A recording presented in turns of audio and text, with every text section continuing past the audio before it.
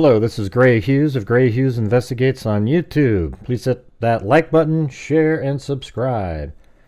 Today's video is regarding the recent interview by Hidden True Crime. They did a really good interview out there that interviewed the parents of Stephan Sterns, Debbie and Chris. Stephan Sterns has been charged and is in jail with a bunch of CSAM material, information, and he's also going to be on trial in the future for the murder of Madeline Soto. Stephan Sterns is an absolute barbarian. So what I did here was I took portions of the first half of the interview and I mingled it with some of the audio from interviews that I did with various people early on in this case, and a lot of people still haven't even heard those interviews, so I'll put a link in the description that has all four of the interviews. I've actually interviewed one or two other people other than that as well, but I'll put that link in the description so you can listen to that. Alright, so let's get started on the video right now.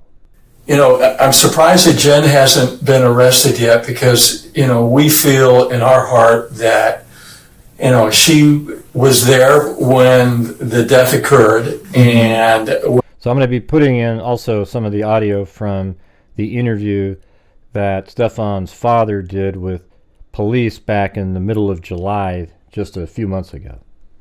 Was involved in the cover-up.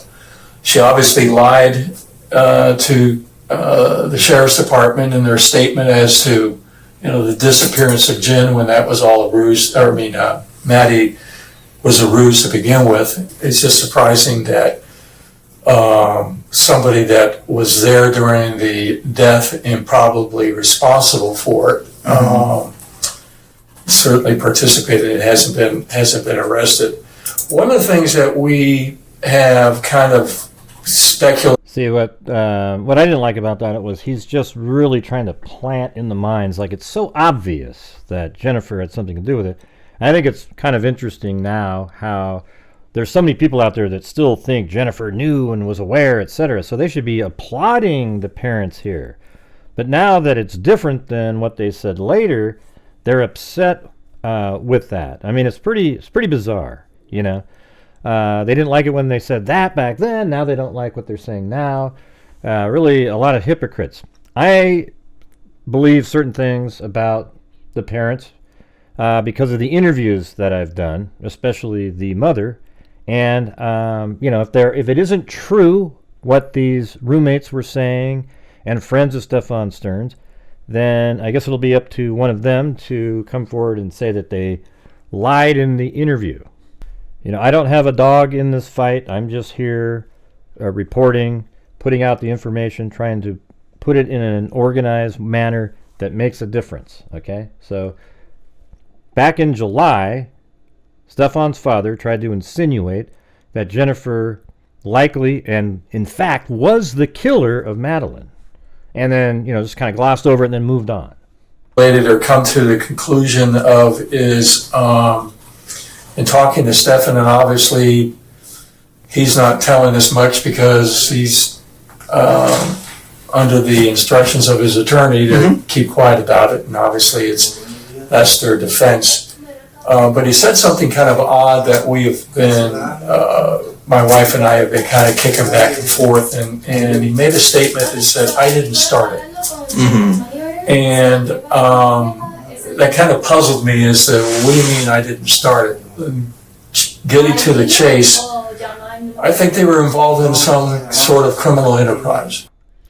Yeah, so Stephan's dad thought that they're involved in some criminal enterprise, and then this detective, who was once very dogged on to Jennifer, is now going to tell him, I don't have it on here, but you can go listen to it in the recordings. He tells him that Stephan Sterns was absolutely acting alone in this, and they do not believe that Jennifer was aware of what Stephan was doing to Madeline over those years. That's what their investigation found.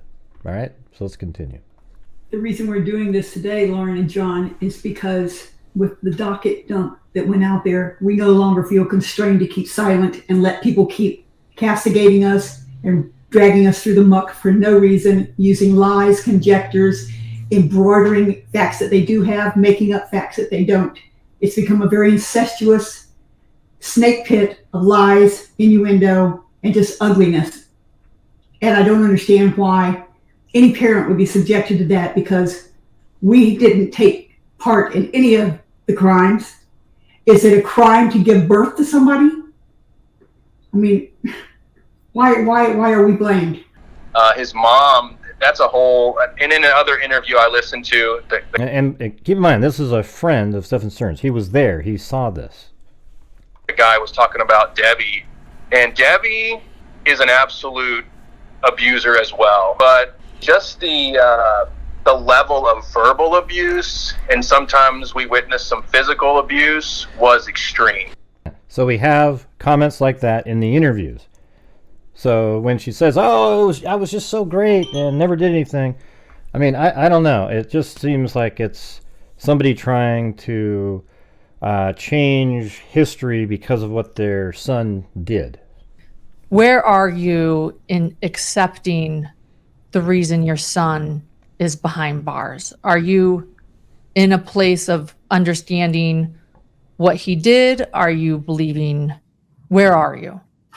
Totally. Yes. I mean, Okay. the last data dump that they had a few weeks ago, and I went through line by line and then shared with Debbie the chronology of the events, the narrative summary and such, that it's very conclusive, and it does, in our mind, indicate Stephan is a lone perpetrator, as much as we want to believe what he said, that there are other people involved. And again, that's out there in a prior phone conversation that Stephan said. But you look at the evidence that's been presented.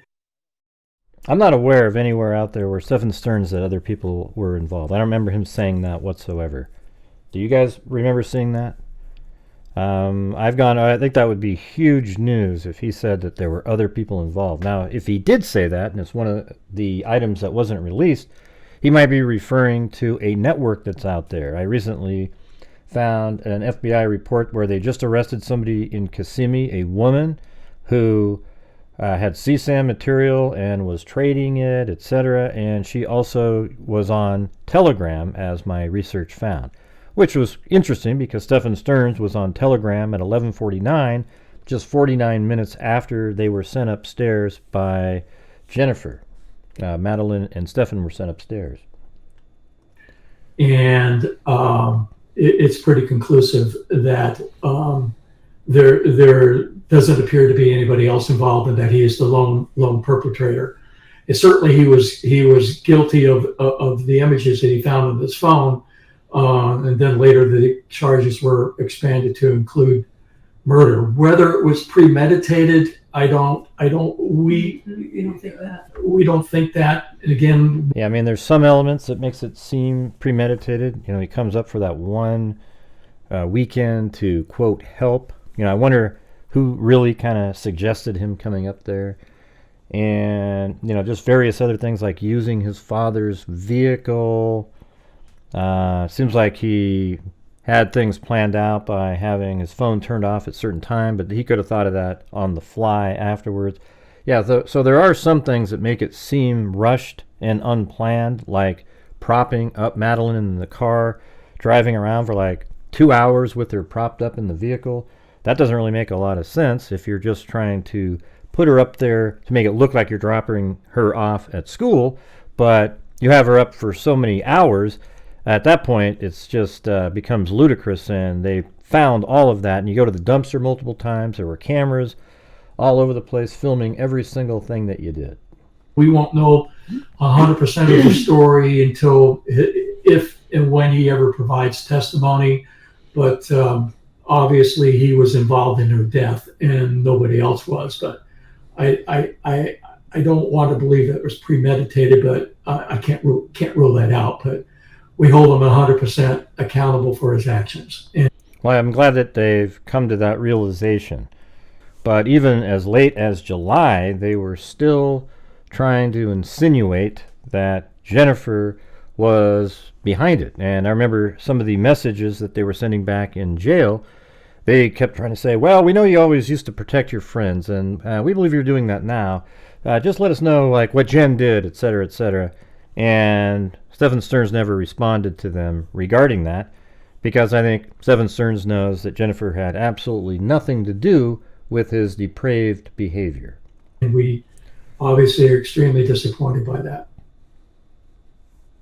As I told you, I think before, this is the most protracted death of a child that you can go through, because they're already gone to you. We'll never touch him again. So when I thought they were talking about Madeline, how it's just over and over and over, and maybe his abuse of her over all those years was a slow death, but they're actually talking about Stephan Sterns, which I get what they're saying, that they believe their son's likely going to get the death penalty, and it's just a slow process. They say that they'd almost wish that he had died already, because then they could get over it and grieve. We aren't allowed to see him right now. And,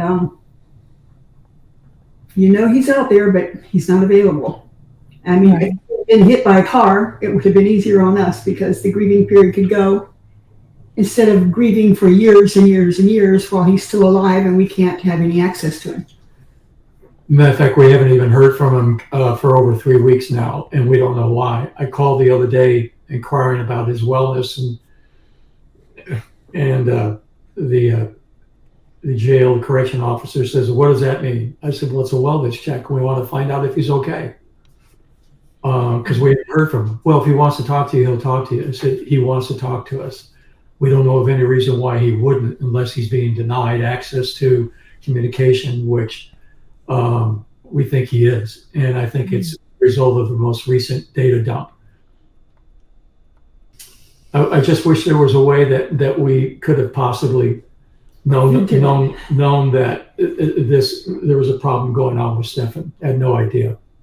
One of our mutual friends was going through hard times and needed a cheap place to live, so he moved in with him. And this kid's like an IT wizard. So essentially what happened is a year after that, they had a falling out. And I convinced my buddy to tell me what happened. And apparently what had happened was he had been cleaning up the network and found a shared folder between their computers where Stephan had been secretly hiding a camera in his room and recording his girlfriend coming in and out of the shower. And from what I understand, there was kid stuff on there as well. And like I said, my buddy was going through a really hard time, literally broke. And from what I understand, Stephan's mom paid off my buddy to not talk about it. The only thing that we knew that was wrong, and we addressed it immediately. Yeah.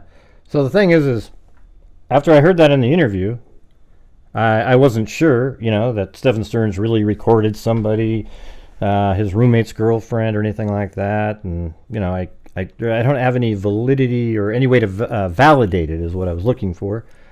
But then it turns out during this investigation, which we learned just a few weeks ago, is that Stephan Sterns was recording Jennifer's roommate as well. So that absolutely validates that back then he was recording his roommate's girlfriend and then loading it up onto the server.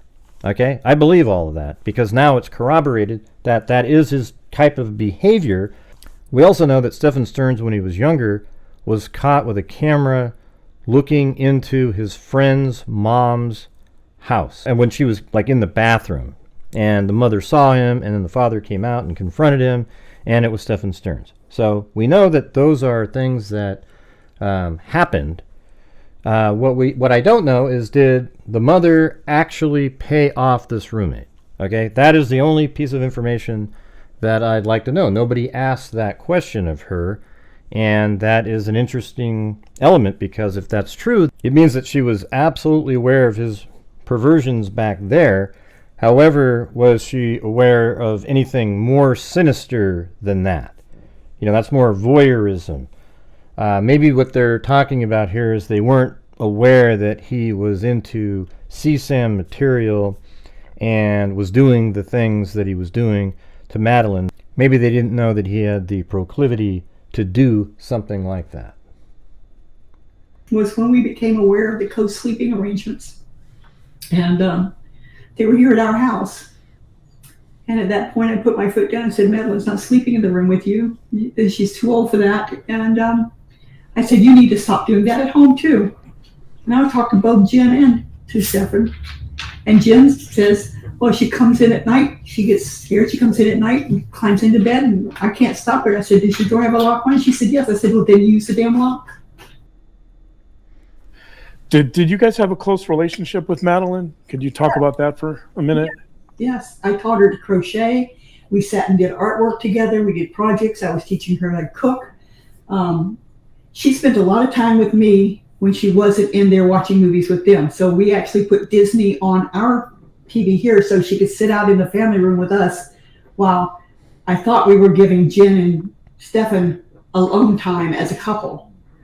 I tried to be respectful of their space. Yeah.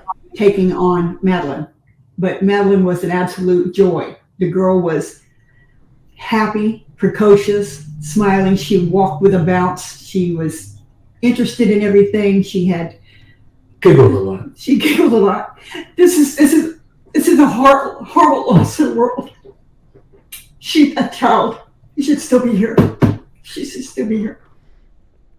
Yeah, I mean, so they must be absolutely mortified that their son is who took the life of that happy girl that was so joyous and fun to be around, and he took that all away from the world forever. Did you ever feel like maybe she wanted to talk to you about something she couldn't, or did you get any of that? There was none of that. In fact, just the opposite. Stephan would be sitting on the sofa, and she would go and sit on the arm of the sofa and drape her arm around him and give him a kiss and tell him she loved him. Isn't that amazing? So that means, that's the grooming part of it. Everything he was doing with her is, it's because he loved Madeline, and Madeline, sort of, felt that way, or, maybe wasn't really aware that what was going on was wrong at the time. It's hard to say, but definitely a result of Stephan Sterns grooming. And Madeline is the one that told me about the co-sleeping, not Stephan and not Jen. Madeline did. He was a gaslighter. He could make you think things were one way when they were a total other Well, that's exactly what somebody grooming does. That's all they do is gaslight. way, and do it with such sincerity that you questioned yourself. Interesting. And when we got to figure that out, things changed for him, and they didn't change for the good. And he was no longer a happy camper because we challenged him on everything. We came up missing money. We came up missing jewelry. Came up missing my deceased father's Rolex. And I know he took it, but he won't admit to it even now. And boy, when you look at the images of that tire, I mean, there wasn't hardly any rubber left on that wheel whatsoever, and then they showed pictures of these chunks of rubber laying in the ground. And Stephan trying to explain to me that he had a flat tire and he was in the inside lane of a highway in a high density commercial district and he couldn't pull off the road. Again, it was a story that I didn't believe, and then getting a call 90 minutes later, less than 90 minutes later, about Maddie's disappearance. And I go, that's too coincidental. 2 events like that in a single afternoon. I don't believe in coincidences. Didn't believe that, but wanted to. I was there to support the story until it was different. And unfortunately, I found out a couple of days later, if I had seen that TV interview that they held the next day, my attitude and demeanor with him would have been considerably different than me making the trip to Orlando. So he actually believed the entire flat tire story. I think he really did have a flat tire, and that's why Madeline's body was put in such a, really a crappy hiding place. Although it might have worked because it would be so unusual for a killer to put somebody in a place that close to the road. But I think that's exactly why she's close to the road, is because he absolutely had a flat tire. And I think he parked his car and he put her body there as quickly as possible. Then he came back out and then he worked on his vehicle at that point. She told me in her story was that there was a group of photos that they had downloaded off of Stephan's phone. They wanted to show these images, this package of images to Jennifer. She said that she couldn't see them but agreed to look at one. Then she shared with me in graphic detail what that image was. I don't know if she took a photo of the photos that she was shown, the images off of Stephan's phone, or maybe she showed me something she had on her phone, but the flashing back to that image, and again, it was something I didn't want to see, so I didn't want to spend a lot of time gazing at it, looking at it. Didn't want to see it to begin with, because once you see it, you can't unsee it. But the image that I recall seeing, which... Yeah, well, see, it's a little strange because he's very specific that he saw this image. Now, it could just be his mind playing tricks on him, and maybe that's similar to when Jennifer said that she saw Madeline getting ready in the morning. She heard sounds, and her mind just told her, oh, yeah, I saw her getting ready for school in the morning, right? And maybe that's similar to this. He was told a description of the image and his mind processed it, and he believes he saw the image. But it's completely contradictory. In here, he's literally saying he saw it. But then he says, I don't know if he's just imagining it. So that sort of supports what he's saying now. Meant that... So you're saying Jen showed you this picture? Yeah. And I thought it was... maybe she grabbed it. She said she was shown, they had a package, whoever it was showing the package. That was me. Okay. She said, well, I don't want to see all. But supposedly, again, her telling me this, that she looked at, am I imagining that? I can tell you this, that Jennifer... So he did say, am I imagining that? And it turns out, yes, he is. But he seems so emphatic about seeing this image. Unless she had, which I'll get that in a second, the pictures that were shown to Jennifer during the interview to identify Stephan, she wasn't able to take any photos of those pictures. Does that make sense? All right. Okay. 5 months later, I'm thinking throughout that time that she had the opportunity to maybe grab a photo of that, and because once you describe that to me, I can't get it out of my mind. It becomes ingrained and printed, and I'm thinking that there's an image in my mind that I must have seen a photo, and instead of asking a question, I made a comment to the police, and then one of these YouTubers accused me of lying and making this stuff up, and it was really my bad. I apologize. I thought it was an image I saw when in fact it was a graphical image in my mind, but I thought I'd seen it. You're dealing with this stuff 7-8 months ago. There's a lot of stuff going on that evening, especially, just going back on that previous portion. I mean, it seems like you would remember, just like people say Jen would remember if she saw Madeline in the morning or not.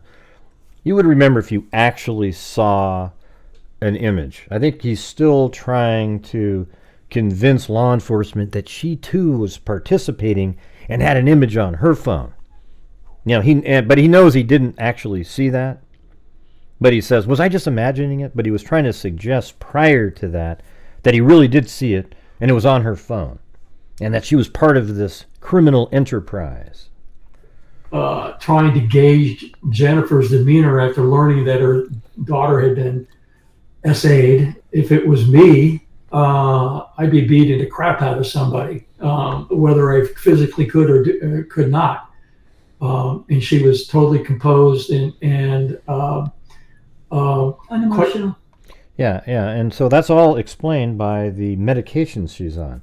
And I think these people know that she is on medication for various medical conditions that she's been prescribed. We did a show where we went over a couple of the medications, and her behavior is exactly what you would expect when you're on those medications. Quite calm about the whole thing. It was just very strange. Oh, we had open communication and dialogue with him all the time. What we didn't have from him was truth, or that if he having a problem, he would come share it with us. He was very close. Yeah, I think Stephan Sterns only shares something with people if he gets a benefit from it. I bet very few people knew who the real Stephan Sterns was or is. He's an absolute monster, but he would just portray a certain persona and would never really get into any depth about himself. And close-knit to himself. The fact that they spend these hours watching this stuff is just amazing. Yeah, isn't it amazing? And I think it's funny that these two hosts kind of laugh and smirk at it when they benefit from the exact same thing. People watch these videos because it's interesting. That's why people watch them. I don't put out sensationalistic, sort of false stuff. I'm putting out information that's in interviews, and I put out the factual information. And, interviews are interviews. You can take them as facts or you can take them as not. I mean, all the interviews that people did in this case that we've watched, we don't know if people are saying the exact truth or not.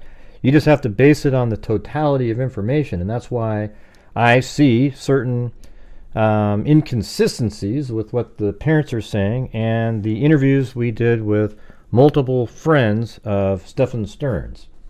Don't they have lives?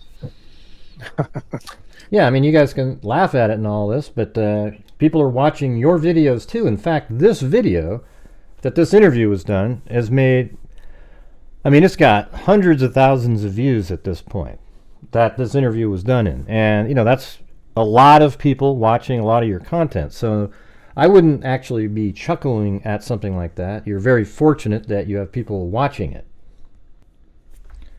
Stephan was playing in the parking lot, like a Pizza Hut or something. And I guess the mom, Debbie, was paying. Well, Stephan ended up getting run over. The guy was backing out. Young. He was like, the driver was 17 or 18. The story we were told was he was playing in the puddle with like a toy or something, and then the man, backed over him, not seeing him. But it always seemed like Debbie would remind Stephan, you have anger issues because you got ran over and you're just never been right. So she always like drilled that back into him. I don't know if like an excuse for her to be mean to him, or it just seemed like a revolving wheel of, you're an asshole kid because you got ran over, and that's why I yell at you. An accident Stephan had 30 years ago as the possibility of causing this TBI. Yeah, and if you listen to that interview that I just played, that roommate said that Debbie would throw it in his face all the time and say, you're like the way you are because of that accident. And why would that person have said that? This interview was done in March. Or, maybe, it must have been in March of this year.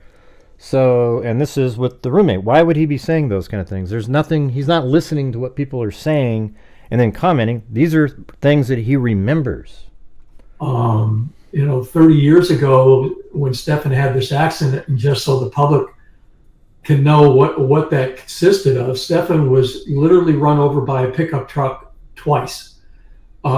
He and a friend were playing in a parking area, and when he was 7 or 8 years old, the guy came out to his truck, a small Toyota pickup truck. Hey guys, how you doing? Gets in the truck and immediately backs over them.